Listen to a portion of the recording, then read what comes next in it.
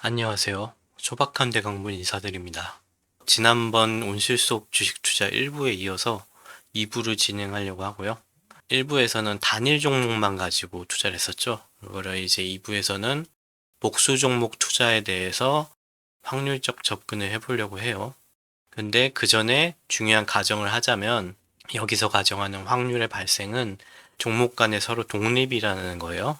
한 종목이 오를 때 다른 종목이 오르고 한 종목이 내릴 때 다른 종목이 내린다든가 하는 일종의 연동행위가 없다는 거죠. 그냥 따로따로 움직인다라고 생각하시면 될 것 같아요. 그래서 여기 슬라이드 사용법에 나온 대로 슬라이드 쇼를 해보려고 해요.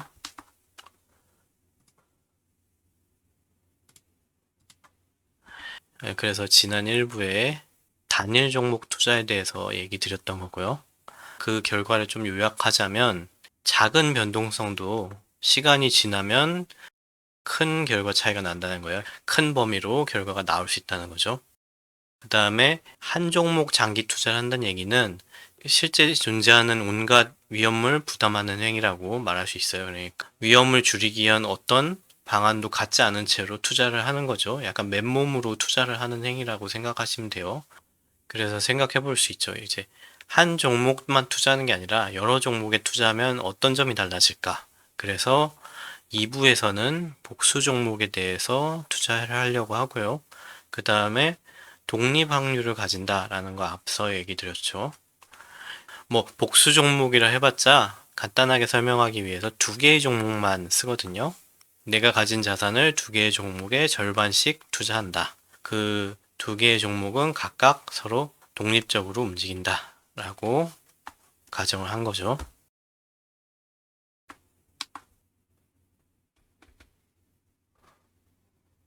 저번에 했던 거랑 비슷한 유형의 실험 도구를 만들어 봤고요.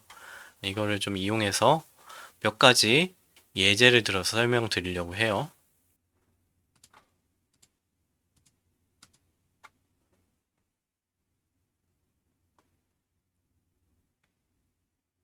첫 번째로 얘기 드릴 거는 최종 합산 기대값이 합산한 결과의 기대값이 각 종목의 기대값에 대해서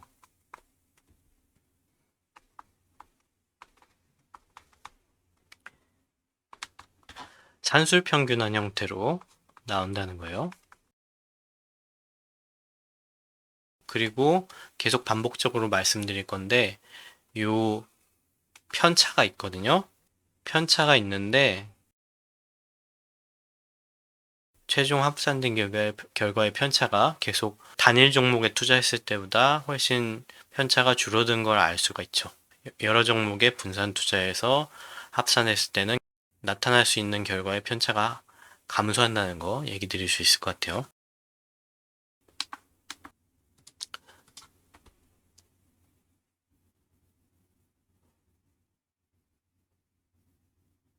아까 예제는 평균을 설명하기 위한 예제였고요.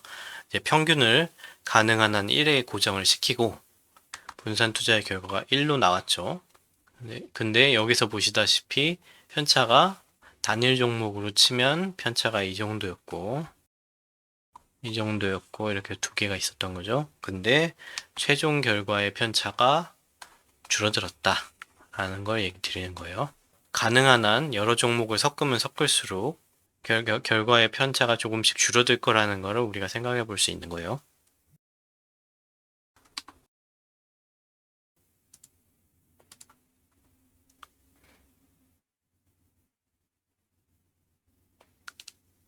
아까와 같이 결과 기대값이 1인 상황에서 변동성을 늘린 거거든요. 이렇게 변동성을 늘렸을 때 편차에 대한 결과는 비슷해요. 편차가 단일 종목에 대해서는 이 정도였고 단일 종목에 대해서는 이 정도였고 그 다음에 분산 투자의 결과에 대해서는 이렇게 편차가 줄어든 걸 볼 수가 있죠. 그렇지만 여기서 다른 점이 뭐냐, 결과 분포가 약간 쏠리는 거를 볼 수가 있죠. 이렇게 이게 쏠린다는 얘기는 기대값이 여기인데 실제로 분포가 많이 발생하는 부분이 좀 한쪽으로 이렇게 쏠려 있는 걸 보실 수 있죠. 결과의 쏠림 현상을 좀 더 잘 표현할 다른 예제를 보여드릴게요.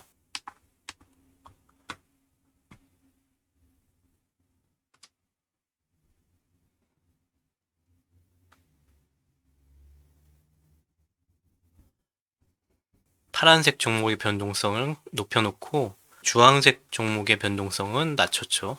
이런 경우에 결과를 보면 기대값은 여전히 1인데 문제는 분포가 한쪽으로 쏠려 있죠. 그래서 실제로 많이 발생하는 분포는 여기 쏠려 있는 거죠. 대체로 1보다 작은 값이 많다라는 거예요. 결과 수익률로 1보다 작은 값이 발생할 확률이 높다는 거죠. 근데 그럼에도 불구하고 기대값이 1보다 커지는 이유는 이제 가끔씩 발생하는 이런 경우에 이때 발생한 수익률들이 기대값을 끌어올리기 때문이에요. 이렇게 쏠림이 발생하면 우리가 어느 정도 반복적인 투자를 통해서 이거를 기대값을 끌어올려야 된다라는 거를 생각해 볼 수가 있어요. 그래서 분산 투자의 효과로 결과의 기대값은 산술 평균을 갖는다라는 거. 그 다음에 두 번째로 결과의 편차는 감소한다는 거. 세 번째로 변동성이 클수록 결과가 쏠린다는 거. 이 세 번째 부분은 좀 주의할 필요가 있죠. 변동성이 높은 주식을 너무 넣을수록 단발성 결과는 기대값보다 낮은 결과가 많이 나올 거란 거죠. 그러나 가끔씩 높은 수익률 결과가 터지면서 전체적으로 기대값에 가까운 수익률을 낼 수가 있는 거고 반복을 요한다는 거예요. 정리하자면 기대값에 가까운 수익률을 얻으려면 반복이 필요하다는 거죠. 이 쏠림 때문에 이런 주의사항이 있다라는 거 생각해 주시면 좋겠어요. 한 가지만 더 얘기 드리면 여기서 우리가 중요한 가정이 하나가 있죠. 독립확률이라는 가정이 있어요, 지금.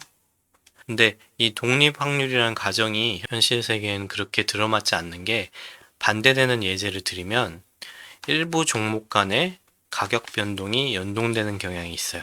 종목 그룹을 예로 들면 조선이라든가 방산 이런 종목들이 있죠.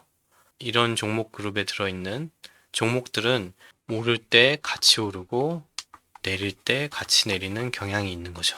그 다음에 전체적으로 가격 변동이 연동되는 것도 볼 수가 있어요.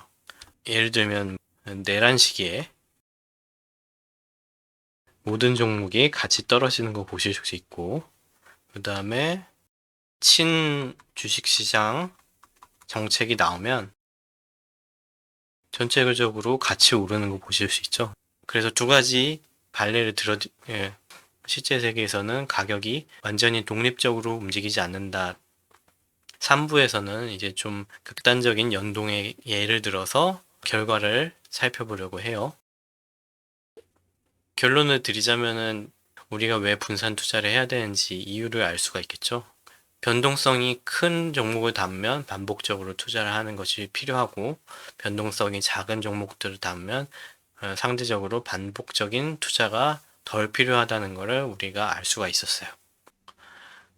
오늘 준비한 건 여기까지고요. 여러분의 지속적이고 안정적인 투자를 바랍니다. 이상입니다.